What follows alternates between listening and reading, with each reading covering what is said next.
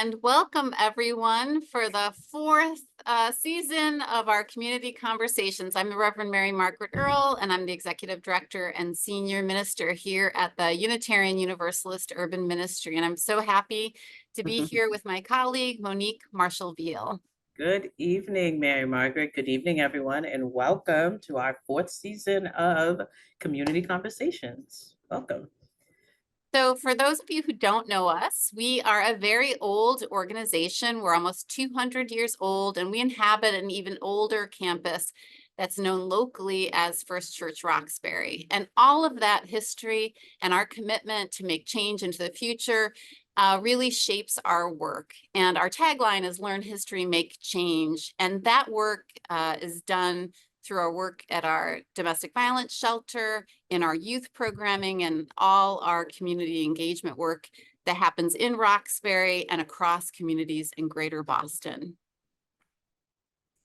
Yes, and our community conversations started 4 years ago. That's hard to believe that we are in our fourth season. And over these past 4 years, our community conversations have always highlighted the history, art, and experiences of Black and Indigenous people of color. These conversations have always provided an opportunity to raise awareness around some of the issues that continue to plague the residents of color in Boston neighborhoods.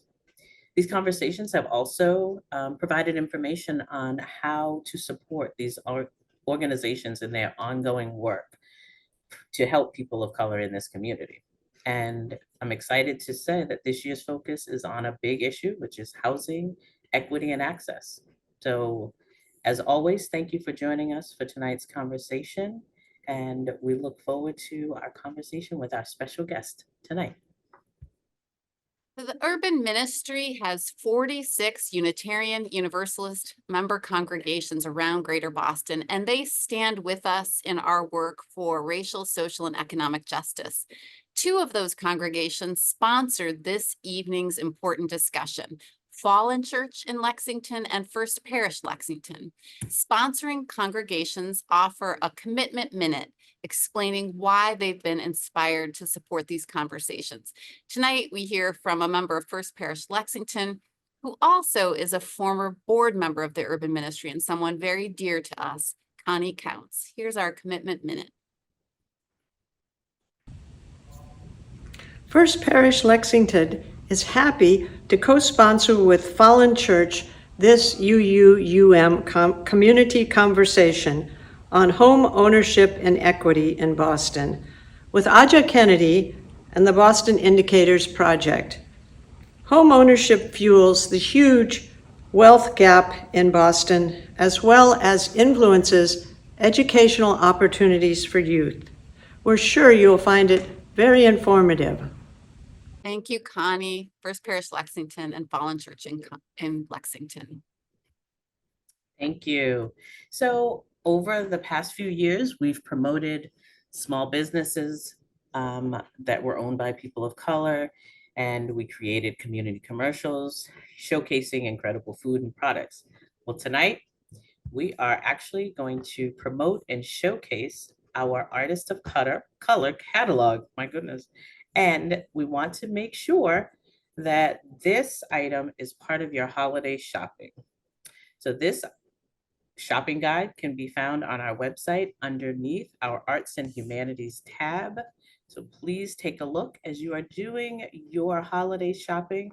We would be honored to have you purchase the beautiful artworks from some of our named artists: Candelaria Silva, Lisa Lee, Malika Critchlow, Kisa Angelo, just many, many more. Zena Worley is another one that's highlighted. These are beautiful items that artists of color have created, and we encourage you to certainly do some holiday shopping with them. And again, they're on our website, uum.org, and it's underneath our Arts and Humanities tab.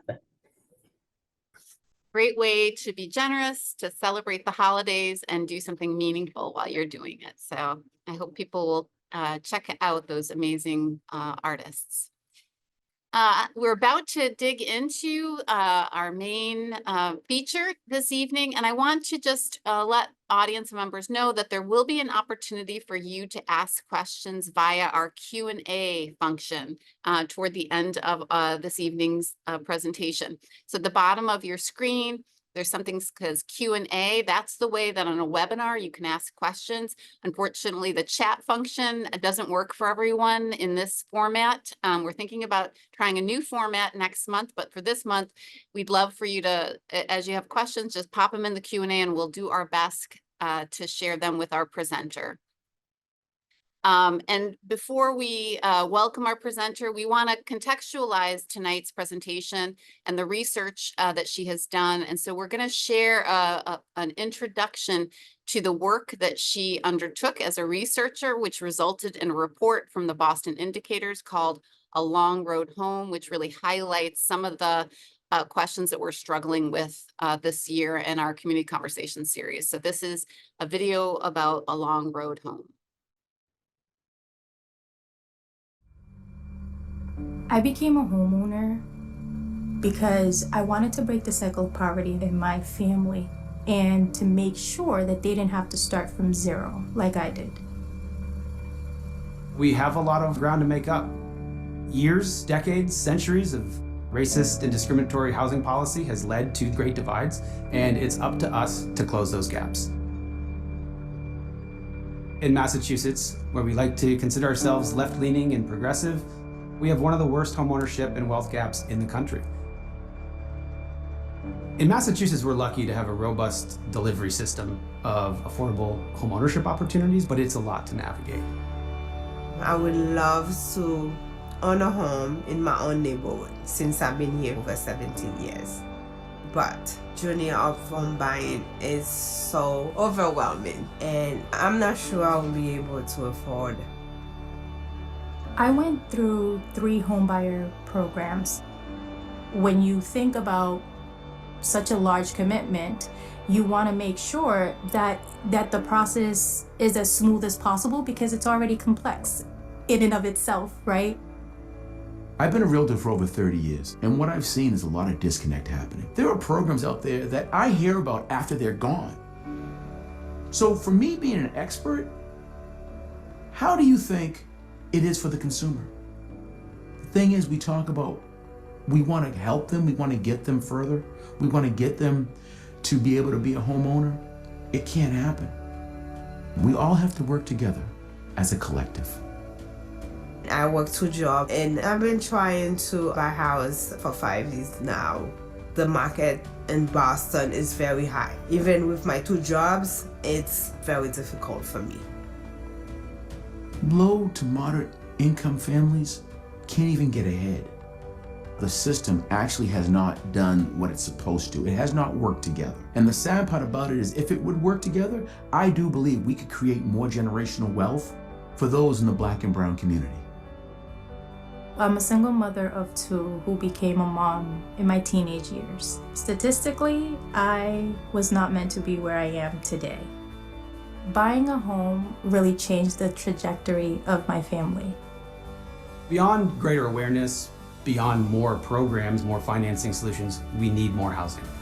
And if we fail to build and finance affordable housing and homeownership options, we risk losing residents, longtime residents. We risk losing talent. The public and private sectors can work together to solve these challenges, create innovative solutions, and help meet the needs of low to moderate income first-time home buyers. And if we take the examples that are working in the places where they're working and replicate them and scale them, we are going to find success. We've got to call ourselves home to everybody that wants to call Massachusetts home.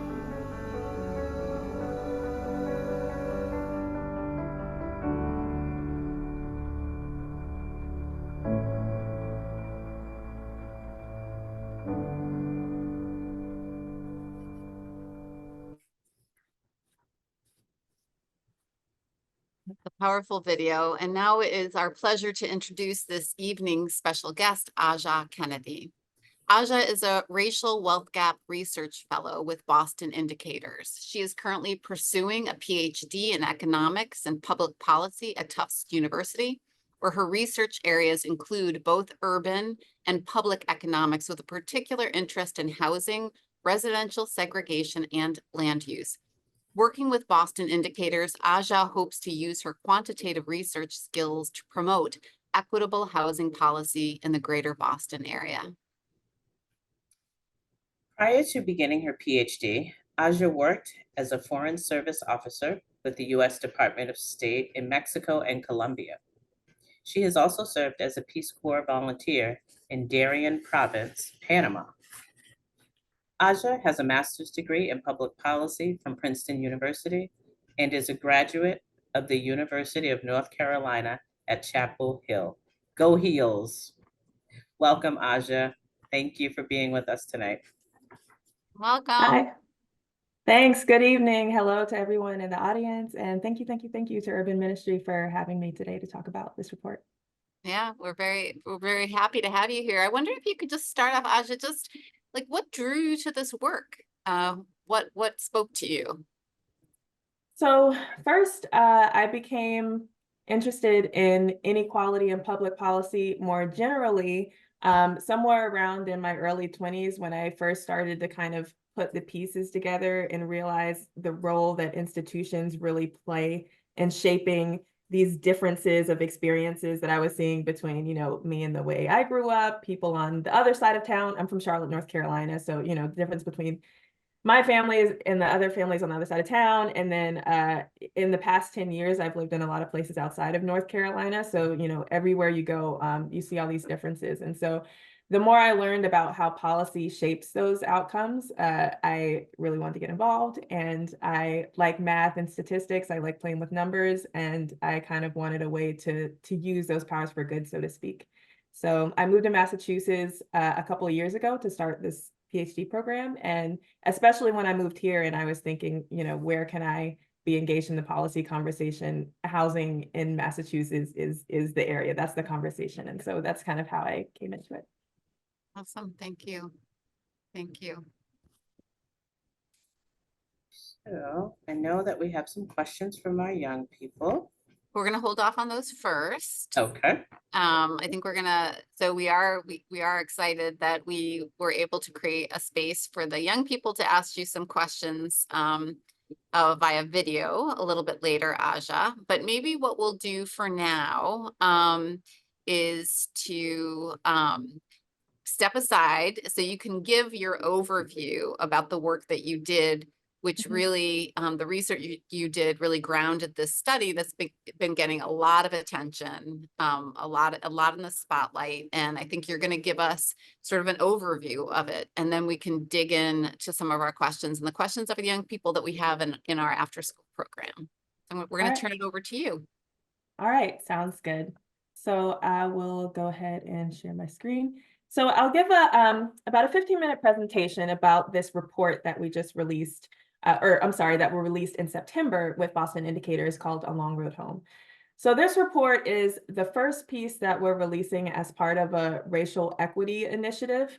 And so I just want to say 2 words to give a plug for our website on this before I move on to the presentation. So we have a website, rwerc.org, which houses the research that we're producing as a part of this racial wealth equity initiative, as well as summaries and libraries of other research that has to do with different topics related to racial wealth equity, not only housing, but business and entrepreneurship, education, and other topics. So if you're interested in learning more, head to that website and click around and find a lot of interesting things. But to come back to this particular presentation, the reason that we wanted to start our racial wealth equity initiative with homeownership is because, especially in the US, a home isn't just a place where you live and shelter. It's also how middle-class households hold their wealth. And so when we think about the racial wealth gap in this country, we almost have to start with homeownership. And there are a lot of historical policies that have contributed to the homeownership gap that we see in Massachusetts and the country at large, including redlining, including mortgage discrimination more generally, restrictive racial covenants that have determined who gets access to homeownership or not. And that's contributed to this racial homeownership gap that was referenced in the video clip that we saw earlier. So for this project, I'm going to just give a super quick overview of all these different types of programs and policies that are designed to address those historical inequities. So I have this, here's a blank screen. It's going to populate with a bunch of Post-it notes in a second. But just the takeaways, I want you all to kind of get an idea of just how many of these different programs are out there and how complicated the landscape is. So big picture, we can think of two different kinds of policy interventions that are designed to address the inequities in the homeownership gap. So on the one hand, we have demand side interventions, which is direct support that goes to home buyers to help them get into homes that may already exist. And then the other side are supply side interventions, which are designed to incentivize the creation of more affordable units so that they are units that someone would be able to move into. And then underneath these two sides, there are a whole bunch of programs. So here comes the extra Post-it notes: affordable loan products, down payment assistance programs, savings and asset building programs, informational programs and products. These are all ways that different mechanisms to kind of help increase access to homeownership for low and moderate income home buyers. In this presentation, we're just going to talk about a handful of these. And then on the supply side, there are shared equity strategies, including community land trusts. We don't touch on community land trusts in this presentation, but this year's Greater Boston Housing Report Card has a whole special topic related to that. So if you're interested to learn more, I encourage you to check that out. And then there are all these funds that can be used for housing subsidies to encourage developers to build below market rate units. And finally, there are some zoning-based strategies because zoning reform in the state of Massachusetts is incredibly important to helping out our ability to increase the housing supply and create housing units that people can move into. So that's just to give you an idea of how many of these programs are out there. There are a ton of them, and this is not an exhaustive list. But for this presentation, we're going to talk about 6 of them that are in the state of Massachusetts really quickly. So the first type of program are affordable mortgage products that lower the cost to borrowers to be able to access a home loan. So we looked at 2 different programs administered by 2 different agencies. So Mass Housing has a variety of loan products, including the Workforce Advantage Loan, which is intended to serve low or moderate income home buyers. Then there's Massachusetts Housing Partnership, which has the One Mortgage program. So just a quick word about how these 2 programs got started. So Mass Housing was founded in the 60s, around the same time as a lot of other state housing finance agencies. So the 60s was a time where the country was very focused on civil rights legislation and addressing injustices that the federal government has caused. And so when Mass Housing got founded and these other state housing finance agencies, the mandate was to increase affordable homeownership opportunities in the state. So create affordable housing and other types of initiatives. And then for Mass Housing Partnership, on the other hand, on the right hand of the screen, I have this, this screenshot of the front page of the Boston Globe from 1989, I believe is when this came out. And that's because this front page is showing when there was a story that broke that leaked the Fed's research findings that found mortgage discrimination in Boston. And so when this information broke and became public, it really galvanized the community to start holding banks accountable so that banks would serve the credit needs of all these different communities that they weren't necessarily serving. And so Massachusetts Affordable Housing Alliance was especially instrumental in getting these banks on board to participate in subsidized mortgage programs so that the One Mortgage program could exist. It started out as a soft second program, and now it exists as One Mortgage. So that's a little bit of the history. First, now I have this screen here that's going to populate in a second, but I wanted to quickly show how affordable mortgage products save the borrower money. So in this scenario, we'll have an imaginary home buyer who is going to choose among several different affordable mortgage products, an FHA loan from Federal Housing Administration, which is a federally subsidized loan, and then these 3 state subsidized products, which are Workforce Advantage, One, and One Plus. And so we'll start out with a sale price of $400,000, which is pretty low for this area. So you'll have to suspend your disbelief for just a second. But then we'll also have a 3% down payment, so $12,000. And then there are a ton of other costs that factor into how much your monthly amount will be that you'll need to spend to afford a mortgage.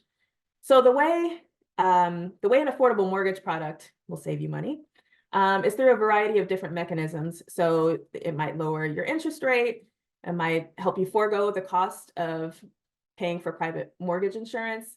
In some cases, there might be an interest subsidy. But in any case, at the very bottom, we can kind of compare across these products in this estimated scenario. And we see that our state's subsidy programs on the right-hand side, those right 3 programs, are saving our imaginary borrower around $500 compared to the federally subsidized program. So $500 is not a trivial amount of money to save every month.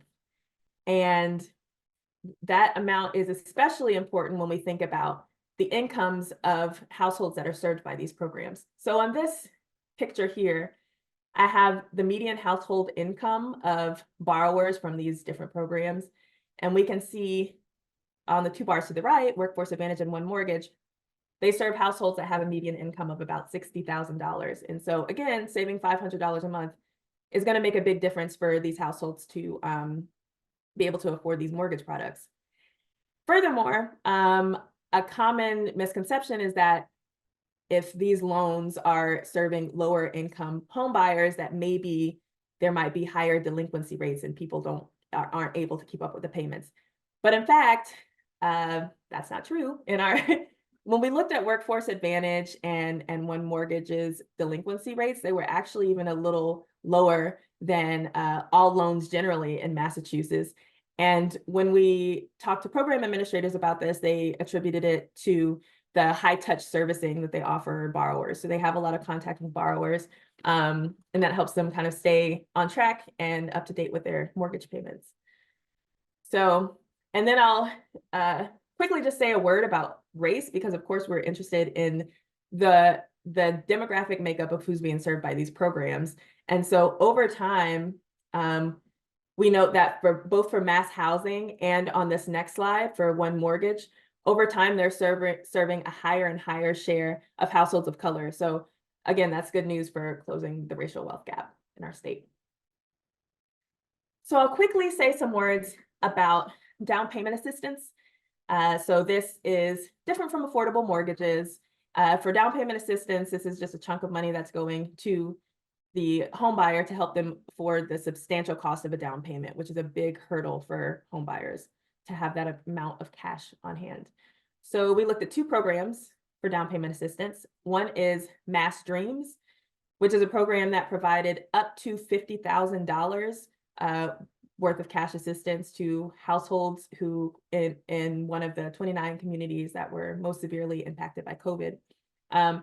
Mass Dreams was funded with a finite pot of money that does run out and maybe has run out. I haven't quite checked if it has run out yet, but it's a finite pot of money. And so the refrain that we heard from everyone involved with this program is that we really hope it continues to get funded because it's been very transformative for households who receive that assistance. And then secondly, the Stash program is a matched savings program. So it's administered by Massachusetts Affordable Housing Alliance. Participants open a savings account under the Stash program. They make regular contributions to that savings account. And then when they graduate from the program, after having benefited from AHA's counseling services and things like that, they'll get a matched amount toward the cost of paying for a down payment to purchase a home. So the Stash program in the past has had to roll back a little bit because of lack of funds, but they recently received more funding to expand their program and evaluate it. So this program is actually going to serve as kind of a model for the rest of the country. So that's pretty exciting. And then lastly, I'll say just a couple words about development incentive programs. So these are the programs that are kind of on that supply side of the picture with all the Post-its that I showed earlier in this presentation. So the two programs we looked at were Commonwealth Builder and Chapter 40B. So I'll say a couple words about each one. Commonwealth Builder is a program that provides a subsidy to developers to incentivize them to build below market rate units that will be sold to moderate income home buyers. And this program is only eligible to fund developments that are constructed in one of 29 communities that were disproportionately impacted by COVID. So that's the picture here. It's highlighting the communities that are eligible for Commonwealth Builder. And one kind of policy tension that we noted with something like a development incentive program such as this one is that on the one hand, this program is designed to target communities that need the investment. And on the other hand, we might worry that a program designed like this might also reinforce pre-existing residential segregation patterns. So there's kind of a trade-off between something like a Commonwealth Builder and then something like Chapter 40B. So Chapter 40B allows developers to override local zoning restrictions if they agree to build at least 25% of their development's units as below market rate affordable units. So Chapter 40B can be used to build homeownership units, and those units tend to be built in suburbs and higher income places that may not otherwise have this below market rate housing. So that differs from Commonwealth Builder, and in this case for Chapter 40B, it's intended to make sure all different communities have a certain share of affordable housing, and that all communities kind of participate in making sure that there are these affordable opportunities. So again, that's just kind of a geography policy tension that there's no wrong or right answer, but it's something that policymakers kind of have to take into account when they design these programs. So in the last 2 minutes of this presentation, I'll just quickly go through some findings and policy recommendations that we ultimately came to after learning everything we learned from the administrative data from these programs, from talking to program administrators, from conducting focus groups with people who participated in these programs, and we came up with 6 big ideas. So they are the following. First, expand the number of race-targeted homeownership programs. Most of the programs that are out there that could address the racial homeownership gap, and all of the programs that we mentioned today, do not target based on race. Instead, eligibility criteria will hinge on other characteristics that could proxy for race, like status as a first-time homebuyer or first-generation homebuyer, income, or sometimes place of residence. But there is an argument to be made for targeting specifically on race. There's one pilot in Roxbury, the Homes for Equity pilot, that is making a legal argument to target based on race, based on an argument from the Federal Fair Housing Act from 1960s. So that's our first recommendation. Second is to increase public funding for direct financial assistance to first-time home buyers. I mentioned this when I talked about Mass Dreams. Again, that's a finite pot of money. I think there was a pretty common consensus among, as we learned more about Mass Dreams, that there needs to be more of this. So that's recommendation number 2. Third, expand affordable mortgage programs. For affordable mortgage programs, it's especially important to get banks on board to partner in offering these lower interest rates and offering credit opportunities for these home buyers. And so for both large banks and for smaller, more local banks, it's important to maintain these partnerships so that hopefully these programs are able to offer more loans to borrowers. Next, 4 and 5 are pretty closely related. So fourth, better informing prospective home buyers about these programs is going to be critical. There's been some previous research that showed there is a substantial number of people who maybe could have qualified for one mortgage, but instead went with an FHA loan, which again, one mortgage tends to be more favorable for the buyer, but a lot of times home buyers might not be aware that one mortgage exists because they just didn't happen to maybe work with a broker who knows about one mortgage and inform them about it. So better informing prospective home buyers is critical to helping them afford those mortgages. Similarly, improving supports for first-time home buyers is important. From our focus groups, we definitely came to understand how confusing this process can be for someone who, especially for first-generation home buyers who, can't turn to their parents to walk them through the process. It can be incredibly cumbersome process. And then finally, underlying our housing crisis in the state of Massachusetts is just a lack of adequate housing supply. I don't think that is a surprise to many people on the call. So in any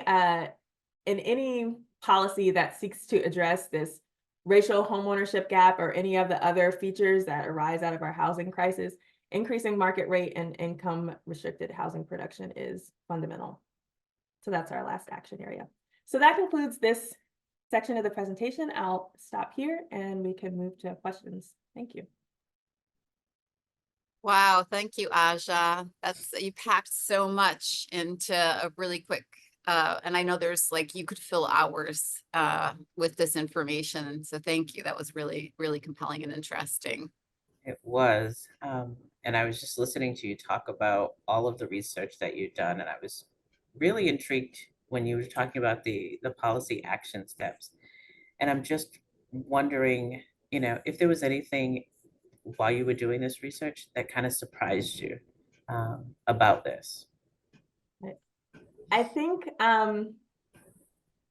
one thing that surprised me coming out of the focus groups especially was hearing about kind of how difficult it is to navigate the process from whichever entry point you have. So when someone goes to purchase a home, there's no systematic way where they, step one, talk to this person, and then step two, go to that resource. It's more kind of ad hoc. So maybe you might ask your cousin who bought a home, how did they go about it? Or maybe there's a broker that someone recommended, and so you go to them first. And there's really no guarantee that you'll kind of learn all these tricks or learn about all these programs. And I think when we, learned what we learned from the focus groups, I think that really kind of highlighted, how complicated this process can be, and that there seems to be some kind of low-hanging fruit that maybe if we just provided better supports to folks that are going through the process, that could be a relatively easy win to address this homeownership gap. I agree with you. Having gone through that process and having friends and family members, it was a very different experience for me versus my white friends who were buying in other communities. So absolutely, think there needs to be more support and just transparency as well with the housing process, because so many people just don't know and are not educated enough to know about what resources and programming are out there. So thank you for all of that. Quite a bit of information. Yeah. I have other questions, but I actually want to hold them, Aja, because I want to give space to the young people in our after school program who have already gone home for the evening but they did record, they watched the video that we watched together this evening, and they had some questions.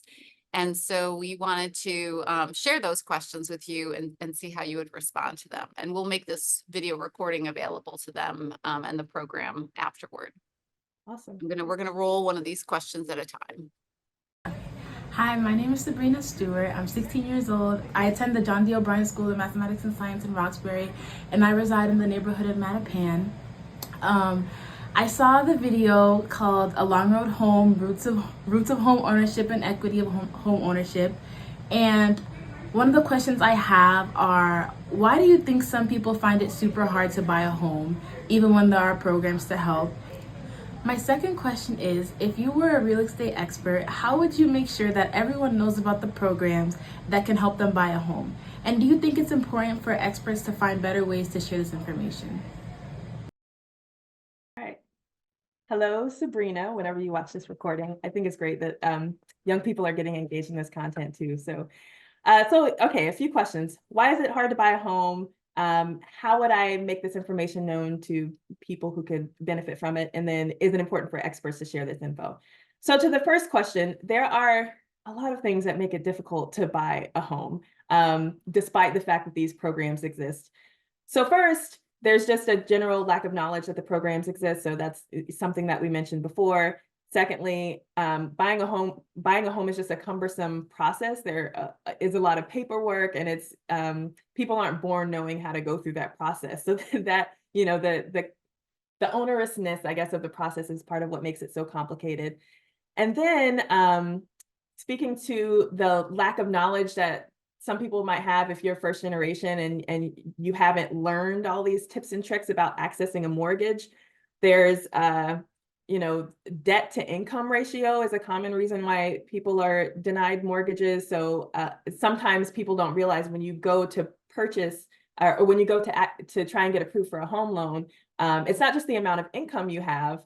There is also the existing amount of debt that you have can also influence whether you get approved. And so some people don't know things like that when they kind of walk into trying to get a home loan. Also right now, interest rates for mortgages are really high, which makes it expensive. There's down payments and other costs that make the process really expensive. And then finally, in the state of Massachusetts and some other really competitive housing markets, there's just a lack of adequate supply. So it can be hard to find something to purchase, even if you're kind of ready to overcome these other obstacles. So there are a lot of different things, a lot of different features of the process that can make it really difficult to buy a home, even when those programs exist. And then to your second point, how would I, you know, help people know that these programs exist?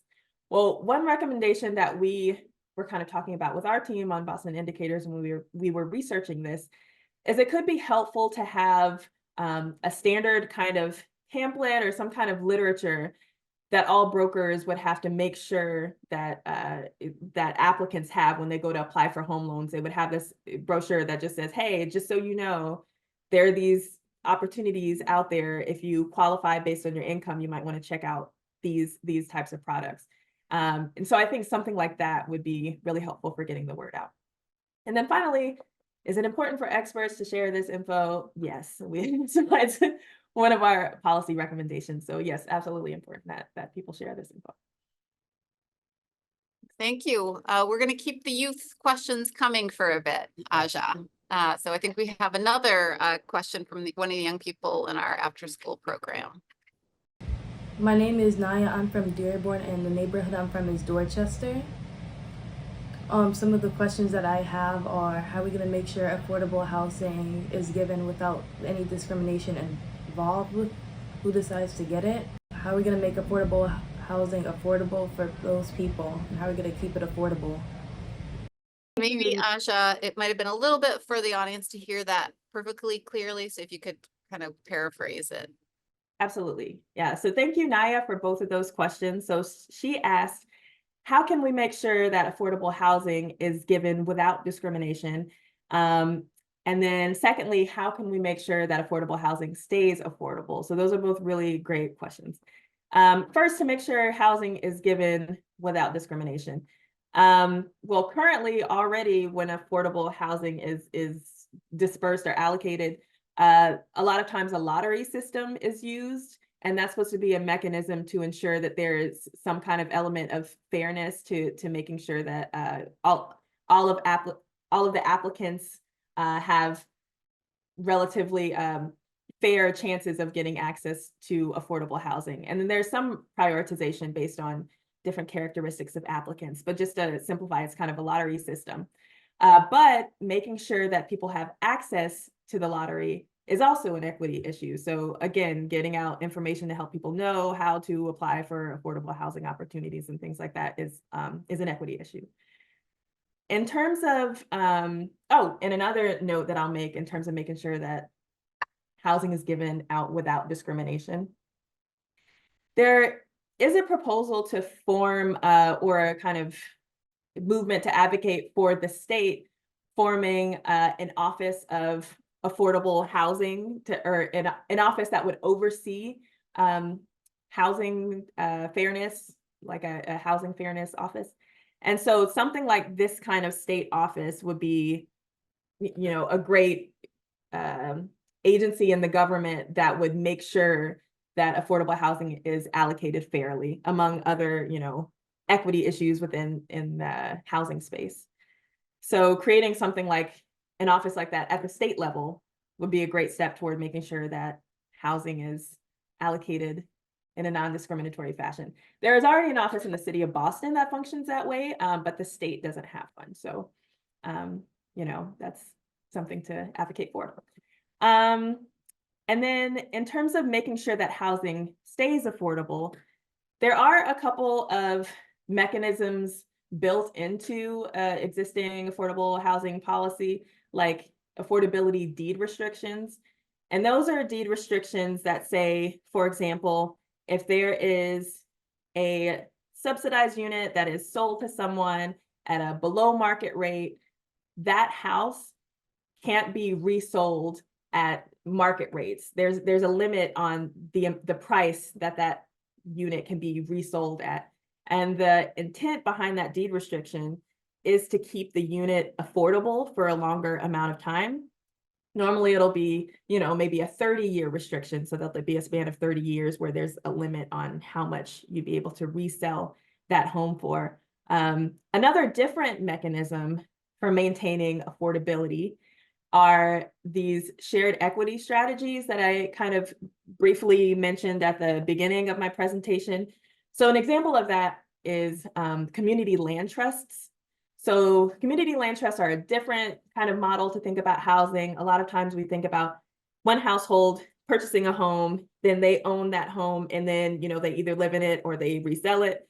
A community land trust kind of makes things different. So there'll be a nonprofit or some sort of entity that will own a land, the land underneath the building. They may even own the units in a property, and they'll either give a long-term lease to residents who will live in the property, or households can buy one of the units on the property and not own the land underneath it, but just own the unit in the property. And so in this way, the nonprofit or whatever entity that owns this community land trust, they'll have some sort of body that will kind of manage things and make sure that these units within their development always stay affordable for a longer period of time. They can also, community land trusts can play a role in helping prevent speculation in the housing market. So a lot of times investors will just go buy up properties just for the sake of reselling them and making money instead of, you know, providing a place for people to live. And so community land trusts can also help prevent that by buying those properties before investors buy them, and again, just maintaining the affordability of those units. So yeah, there are a few different kind of policy mechanisms that kind of help make sure housing stays affordable. Aja. And we have some really interesting questions that are rolling into the Q&A from the live audience, and we'll get to those in a moment. But we do have one more young person, and we wanted to give that question before then we're going to dive into the other questions. So we have one more video to share. Hi, my name is Lanai Sanders. I'm 15 years old. I go to school at Dearborn STEM Academy, and I live in Dorchester. The questions that I had about the roots of home ownership inequity is how does redlining play a part in this? Thank you, Lanaya. So redlining is something that I briefly mentioned at the top of the presentation, which is one, you know, huge historical policy that has contributed to homeownership gaps that we see today along racial lines. So the way that redlining worked is in the 1930s, FDR had this New Deal, which was, you know, different programs and agencies in the federal government that were designed to help economic recovery after the Great Depression. So as part of this New Deal, the government decided that they were going to issue mortgages that were insured by the government to kind of help people be able to get these mortgages and buy homes. But when the federal government was deciding where they're going to provide these home loans or who they're going to lend to, they have these maps that they drew, which determined how risky different neighborhoods were. And they would categorize all these neighborhoods into one of four categories from most to least risky. and then generally not lend to the most risky places. Now, the reason this kind of this overlapped along racial lines is that a lot of those most risky neighborhoods are neighborhoods where, specifically Black neighborhoods, where more Black people lived and people of color. And so because, those neighborhoods were left out of mortgage lending, that means they're also left out of home ownership opportunities.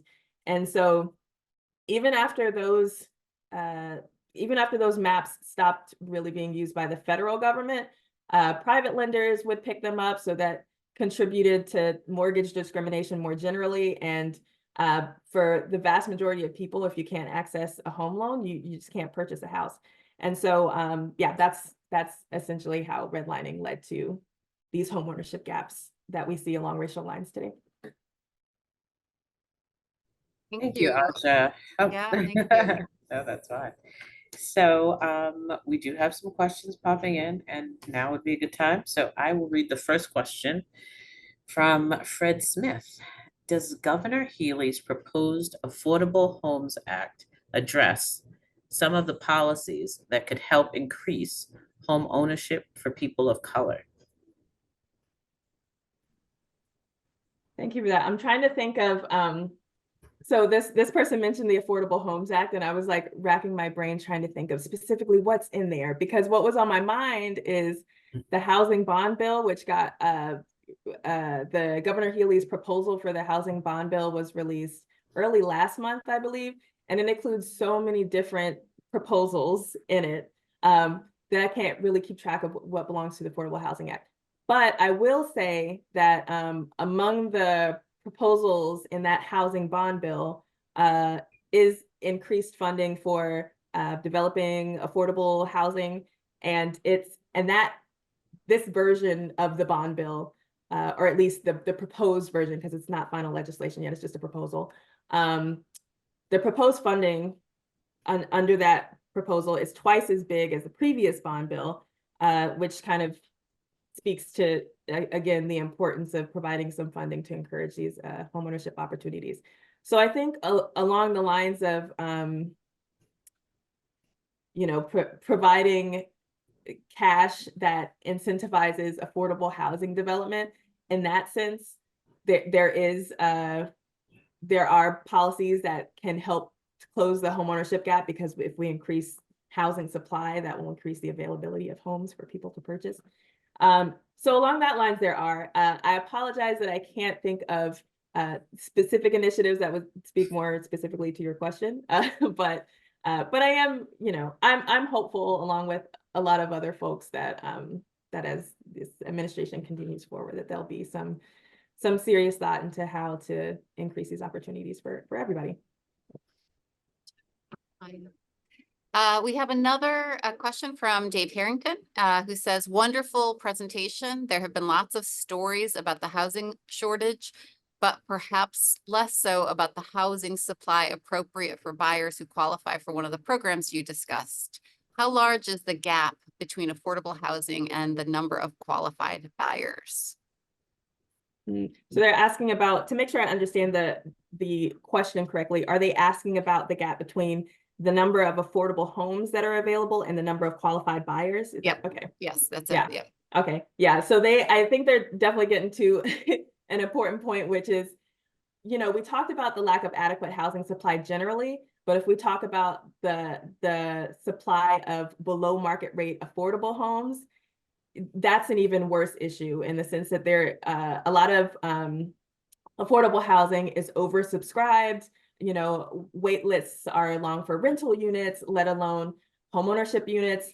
I wish I could remember the number that when we talked to a housing developer who was telling us that for one of these Commonwealth Builder developments, they had, I want to say something like 17 units and got over, 300 applications for these 17 units. And there's just, to the point that I think the question was getting at, yes, there are not enough below market rate affordable units for the population that would qualify for them. And so increasing market rate development is important, but also below market rate development so that there are more of those units for people to buy.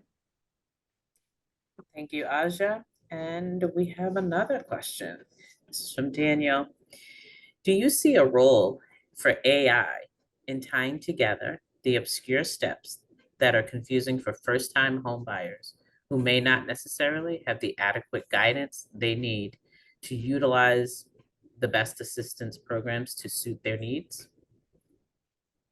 That is an interesting question that I hadn't really thought about the role of AI in this. So I could imagine, you know, I'm a little bit out of my depth because I'm not a computer scientist, but I would imagine that there could be a program built where there would be, you know, the AI could respond with certain information about what are some considerations that I should think about when I'm trying to make sure that I can qualify for a home loan, or what are some programs in my area that I might be able to access, or what are some resources or first-time homebuyer courses that I could, you know, try and sign up for, participate in. And so, yeah, I think that's a creative idea that I hadn't really considered before. There, you know, something like an AI product that could answer some questions about home ownership opportunities for, especially for first-generation home buyers who are trying to navigate the process. So, great idea.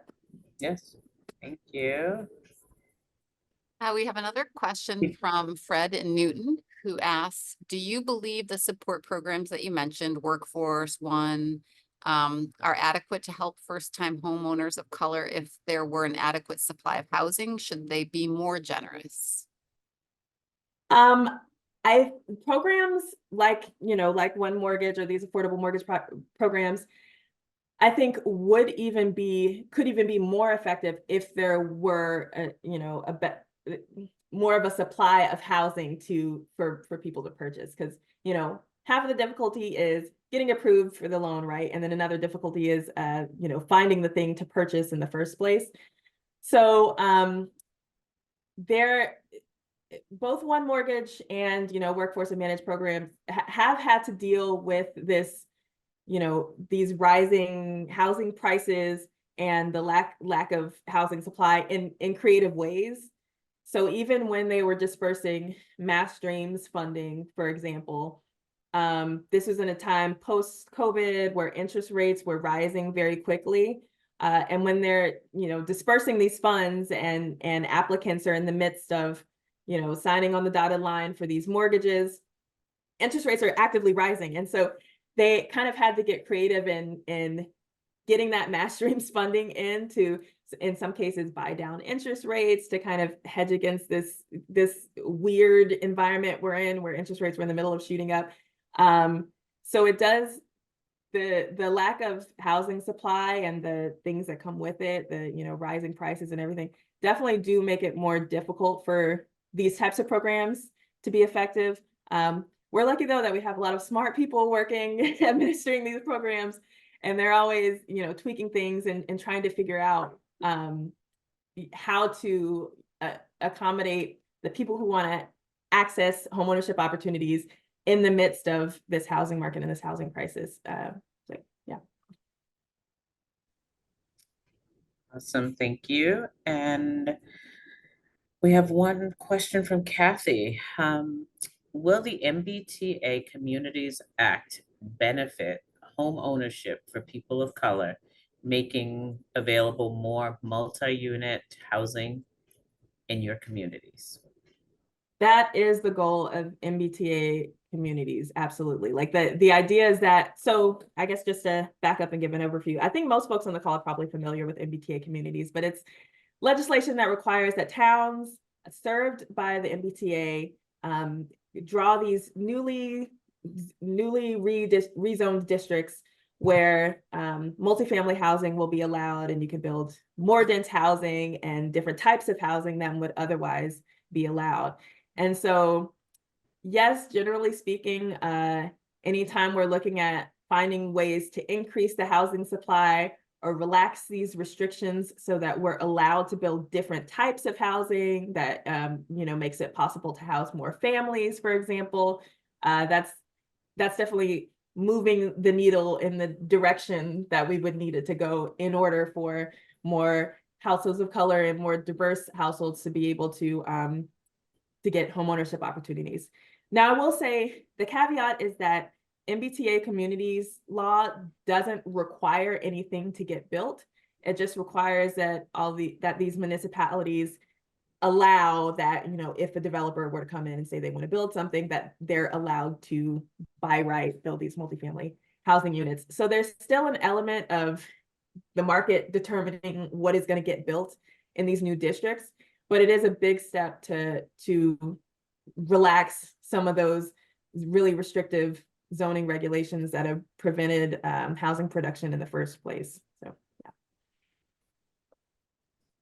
Aja, I have a bunch of other questions, but unfortunately we have like 1 more minute left. So I'm going to ask a final question, which is the question that we like to pose at the end of our community conversations. We're thinking about the audience who is here. We have folks from our Roxbury community, and then we also have folks from some of our suburban communities where our member congregations are. I see people from Lincoln. I see people from Newton. One of the questions that we have is, you know, this is very interesting, but what can people do to make a difference who are watching? What can people do who are out and hearing this and care? What can they do as people? What can we do? well, you know, just coming off of speaking about MBTA communities, I think one very timely thing that people might be able to do is just attend your town meetings and participate in the conversations in your municipalities about adopting these newly redistricted zones. So at the end of this month, which is the end of this year, the rapid transit communities, as they're called, are going to be required to submit their newly rezoned districts. So I know those communities have been having their town meetings and approving these newly redrawn districts.